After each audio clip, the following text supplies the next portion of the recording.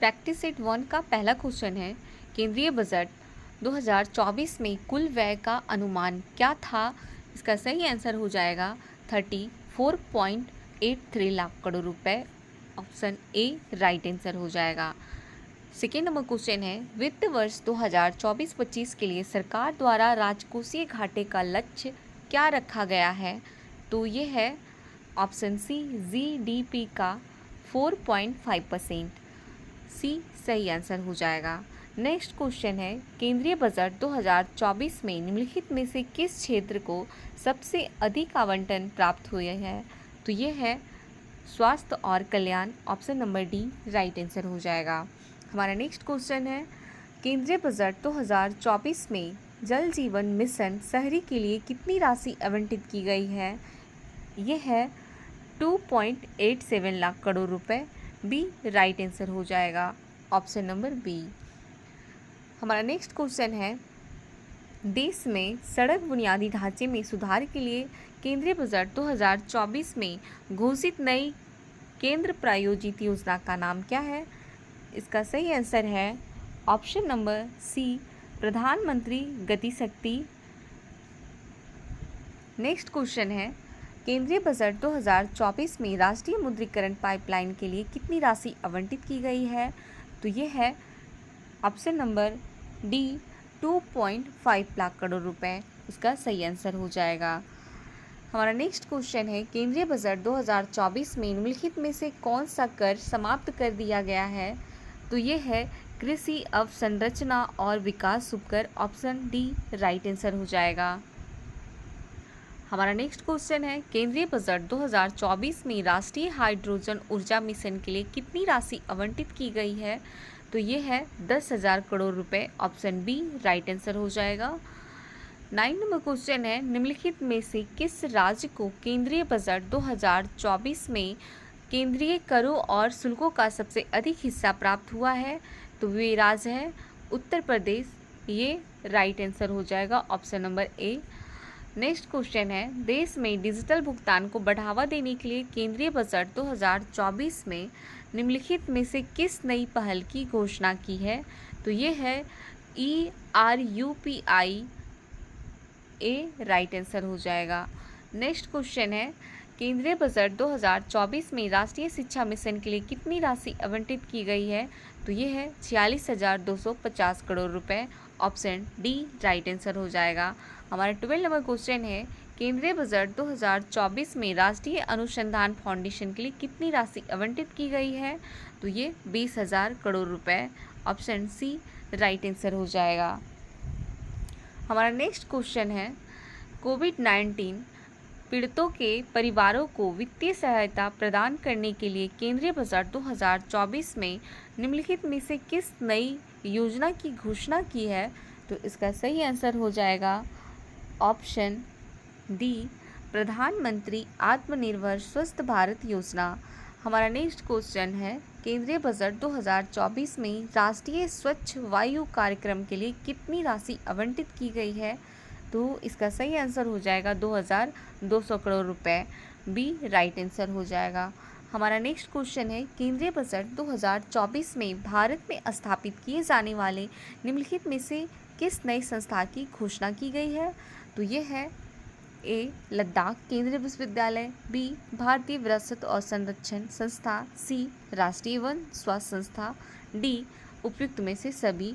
तो ये तीनों हो जाएंगे। इसका सही आंसर डी हो जाएगा, उपयुक्त में से सभी। हमारा नेक्स्ट क्वेश्चन है, केंद्रीय बजट 2024 में प्रधानमंत्री फसल बीमा योजना के लिए कितनी राशि आवंटित की गई है? तो ये हो जाएगा डी 16,000 करोड़ रुपए।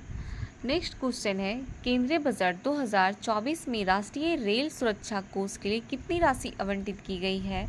तो इसका सही आंसर हो जाएगा ऑप्शन नंबर बी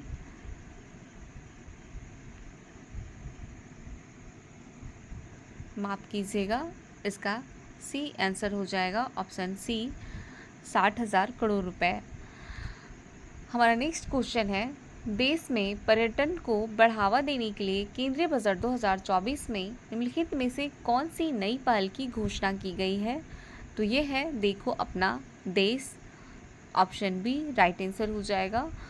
हमारा नेक्स्ट क्वेश्चन है, केंद्रीय बजट 2024 में प्रधानमंत्री आवास योजना शहरी के लिए कितनी राशि आवंटित की गई है? तो इसका सही आंसर हो जाएगा डी 8,000 करोड़ रुपए। नेक्स्ट क्वेश्चन है, देश के पूर्वोत्तर क्षेत्र के विकास को बढ़ावा देने के लिए केंद्रीय बजट 2024 में निम्नलिखित में से कौन सी नई पहल की घोषणा की गई है? तो इसका सही आंसर हो जाएगा डी ए भी हो जाएगा, B C A B C तीनों हो जाएंगे। पहाड़ी क्षेत्र विकास कार्यक्रम, पूर्वोत्तर विशेष अवसंरचना विकास योजना, सी में कहता है पूर्वोत्तर सड़क क्षेत्र विकास योजना। तो ये तीनों हो जाएंगे ऑप्शन उपयुक्त में से सभी। हमारा नेक्स्ट क्वेश्चन है, अंतरिम केंद्रीय बजट 2024-25 के अनुसार निम्नलिखित पर विचार करें। तो एक में है गरीब, महिलाएं, युवा और अन्नदाता। सही विकल्प को चुनना है। इसका सही आंसर हो जाएगा ऑप्शन डी, चारों में सभी, ये चारों हो जाएंगे। हमारा नेक्स्ट क्वेश्चन है, अंतरिम केंद्रीय बजट 2024-25 के अनुसार निम्नलिखित कथनों पर विचार करें। एक में कहता है पीएम विश्वकर्मा योजना विशेष रूप से कमजोर आदिवासी समूह तक पहुंचती है। दूसरा कहता है पीएम जनमन योजना 18 ट्रेडों में लगे कारीगरों और शिल्पकारों को अंत से अंत सहायता प्रदान करती है। तो इसका सही आंसर हो जाएगा ऑप्शन डी, ना तो एक और ना ही दो इसका आंसर है। तो ये डी हो जाएगा राइट आंसर। 23 नंबर क्वेश्चन है, वार्षिक केंद्रीय बजट लोकसभा द्वारा कब पारित नहीं किया जाता है? एक बार फिर से सुन लीजिए क्वेश्चन, वार्षिक केंद्रीय बजट लोकसभा द्वारा कब पारित नहीं किया जाता है? तो इसका सही आंसर है प्रधानमंत्री मंत्रिपरिषद का इस्तीफा सौंपते हैं। राइट आंसर डी हो जाएगा। हमारा 24 नंबर क्वेश्चन है, अंतरिम केंद्रीय बजट 2024 के अनुसार हरित ऊर्जा की शुद्ध शून्य प्रतिबद्धता का लक्ष्य वर्ष क्या है? तो ये हो जाएगा 2070, ऑप्शन सी सही आंसर हो जाएगा। निम्नलिखित में से हमारा नेक्स्ट क्वेश्चन है, निम्नलिखित में से कौन ऑपरेशन ग्रीन मिशन से संबंधित है? तो ये ऑप्शन ए राइट आंसर हो जाएगा। ऑप्शन नंबर ए, टमाटर, प्याज और आलू उत्पादन। हमारा नेक्स्ट क्वेश्चन है 26 नंबर, निम्नलिखित में से कौन सी नीति योजना 5 लाख एकड़ भूमि को जैविक खेती के अंतर्गत लाती है? तो इसका सही आंसर हो जाएगा ऑप्शन बी, परंपरागत कृषि विकास योजना। नेक्स्ट क्वेश्चन है 27 नंबर, बुनियादी ढांचे के अनुबंधों पीपीपी और सार्वजनिक उपयोगिताओं में समस्याओं को हल करने के लिए कौन सा विधेयक पारित करने का प्रस्ताव किया गया है? तो इसका सही आंसर हो जाएगा ऑप्शन सी, सार्वजनिक उपयोगिता विवाद समाधान विधेयक। सी राइट आंसर हो जाएगा। नेक्स्ट क्वेश्चन है 28 नंबर, किस योजना के तहत समान बीमा योजना पर सेवा कर से छूट दी जाती है? क्वेश्चन फिर से सुनिएगा, किस योजना के तहत समान बीमा योजनाओं पर सेवा कर से छूट दी जाती है? तो ये हो जाएगा ऑप्शन डी, निर्भया योजना। 29 नंबर क्वेश्चन है, निम्नलिखित कथनों पर विचार करें जो वार्षिक वित्तीय वर्ष विवरण केंद्रीय बजट से संबंधित नहीं है। एक में कहता है वार्षिक वित्तीय विवरण को 3 भागों में विभाजित किया जाता है, समेकित निधि, आकस्मिकता निधि और सार्वजनिक खाता। हमारा सेकंड है, सरकार द्वारा जुटाए गए सभी राजस्व, उधार लिया गया धन और सरकार द्वारा दिए गए ऋणों से प्राप्तियां भारत की समेकित निधि में प्रवाहित होती है। तीसरा कहता है संविधान के अनुच्छेद 112 के अनुसार सरकार को प्रत्येक वित्तीय वर्ष के संबंध में अनुमानित प्राप्तियों और व्यय का विवरण संसद में प्रस्तुत करना आवश्यक है। इसका सही आंसर हो जाएगा डी, 1, 2 और 3। इसका तीनों कथन सही है। हमारा नेक्स्ट क्वेश्चन है, निम्नलिखित में से किस योजना ने फसल हानि के मामले में नाम मात्र प्रीमियम और अब तक का सबसे अधिक मुआवजा दिया है? निम्नलिखित में से किस योजना ने फसल हानि के मामले में नाम मात्र प्रीमियम और अब तक का सबसे अधिक मुआवजा दिया है? तो ये है प्रधानमंत्री फसल बीमा योजना। ऑप्शन ए राइट आंसर हो जाएगा।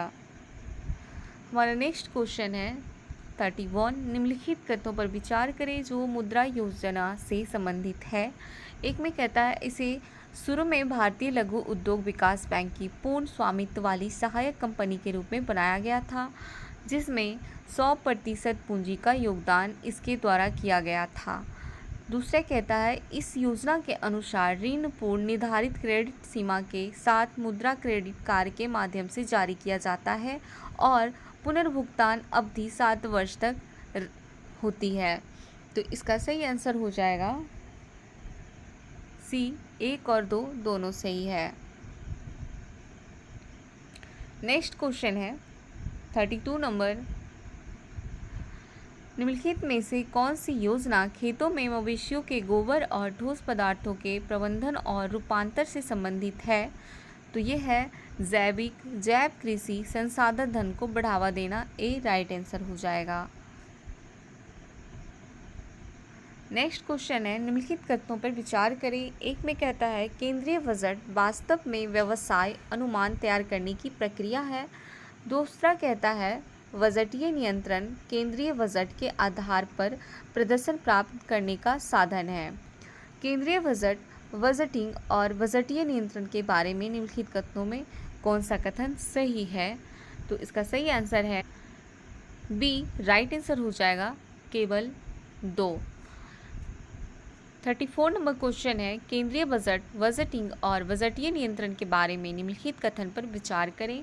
इसका सही आंसर है ए केवल एक। केंद्रीय बजटीय नियंत्रण एवं व्यापक अवधारणा है, जबकि केंद्रीय बजट और बजटिंग संकीर्ण अवधारणाएं हैं। तो ये सही हो जाएगा। हमारा नेक्स्ट क्वेश्चन है 35 नंबर, स्वतंत्र भारत के पहले वित्त मंत्री कौन थे? तो ये ए हो जाएगा राइट आंसर, सन्मुख चेट्टी। नेक्स्ट क्वेश्चन है 36 नंबर, भारत के संघ केंद्रीय बजट के घटकों में से सही घटक का चयन करें। इसका सही आंसर हो जाएगा 36 का ए और बी दोनों हो जाएंगे। राजस्व केंद्रीय बजट, पूंजीगत केंद्रीय बजट, ए बी दोनों आंसर हो जाएगा।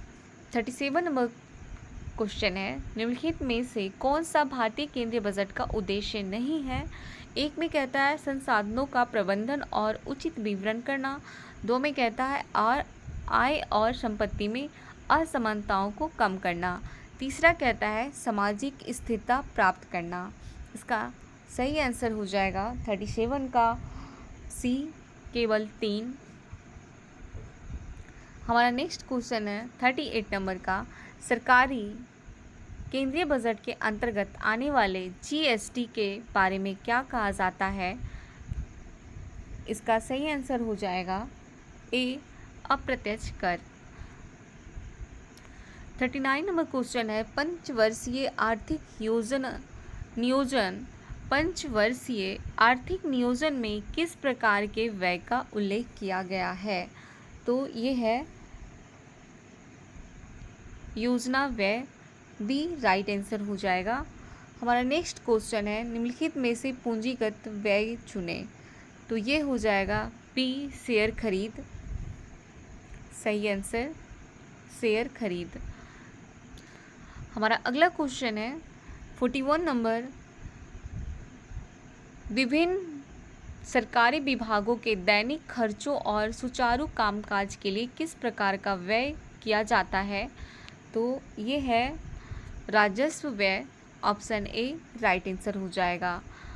42 नंबर क्वेश्चन है, निर्मला सीतारमण ने वर्ष 2024 में केंद्रीय बजट पेश किया, उन्होंने ऐसा किस समय किया? तो इसका आंसर है सी 6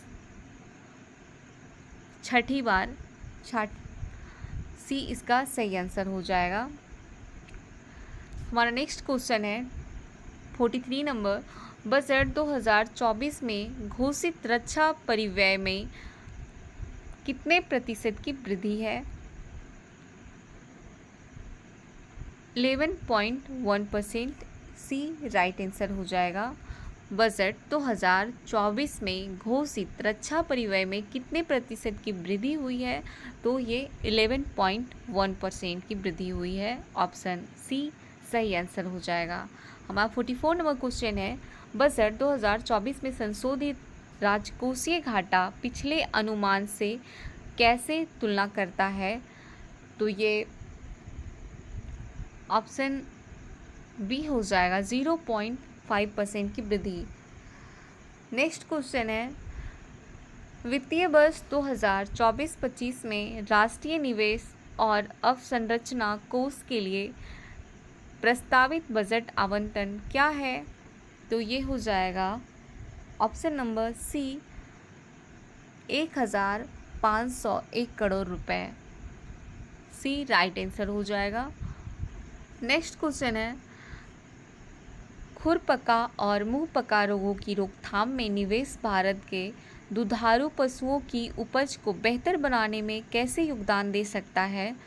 तो ये हो जाएंगे ऑप्शन डी राइट आंसर होगा इसका। दुधारू पशु उत्पादकता को सीमित करने वाले एक प्रमुख कारक को संबोधित करते हैं। तो इसका सही आंसर डी हो जाएगा। 47 नंबर क्वेश्चन है, शून्य आधारित बजट की अवधारणा किस केंद्रीय बजट में पेश की जाती है या की गई है? शून्य आधारित बजट की अवधारणा किस केंद्रीय बजट में पेश की गई थी? तो ये है 2016 से 2017। 48 नंबर क्वेश्चन है, वित्तीय वर्ष 2024-25 के लिए केंद्रीय बजट में कुल अनुमानित व्यय क्या है? तो ये है 11,11,111 करोड़ रुपए। ऑप्शन सी इसका सही आंसर हो जाएगा। हमारा 49 नंबर क्वेश्चन है, केंद्रीय बजट 2024-25 में कुल पूंजीगत व्यय क्या है? तो ये है डी, 11,11,111 करोड़ रुपए। 50 नंबर क्वेश्चन है, वित्तीय वर्ष 2024-25 के लिए अनुमानित राजकोषीय घाटा नाम मात्र सकल घरेलू उत्पाद प्रतिशत के रूप में क्या है? इसका सही आंसर हो जाएगा ए, सही आंसर हो जाएगा 5.1%। इसका सही आंसर हो जाएगा।